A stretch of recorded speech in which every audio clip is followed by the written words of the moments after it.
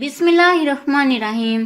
السلام علیکم ناظرین، آپ کو بتاتے چلیں کہ چمن میں دھماکہ، JUI کے رہنما مولانا محمد حنیف شہید ہو گئے۔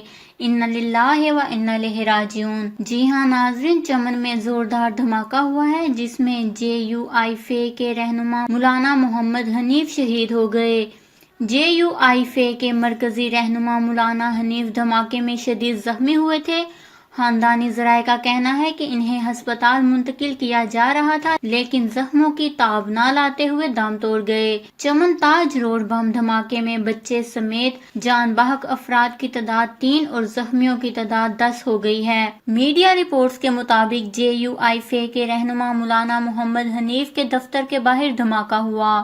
پولیس کے مطابق موٹر سائیکل میں نصب دھماکہ خیز مواد اس وقت پھٹا جب مولانا محمد حنیف دفتر سے باہر نکل رہے تھے۔ دھماکے کی شدت اس قدر زیادہ تھی کہ عمارتوں اور گاڑیوں کے شیشے ٹوٹ گئے۔ دھماکے کے بعد ایک گاڑی کو آگ بھی لگ گئی۔ بتایا گیا ہے کہ جب دھماکہ ہوا تو لوگوں میں خوف پھیل گیا۔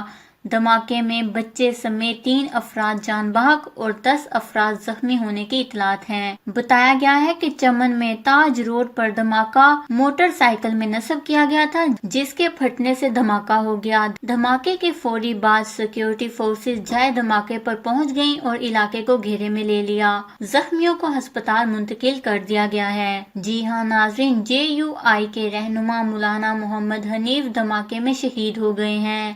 اللہ مرحوم کے درجات بلند فرمائے، آمین۔ اس خبر کو لے کر اپنے قیمتی رائے کا اظہار نیچے کمنٹس میں ضرور کریے گا۔ ہمارے چینل کو سبسکرائب کریں، آپ کو لیٹسٹ اپڈیٹس ملتی رہیں گی۔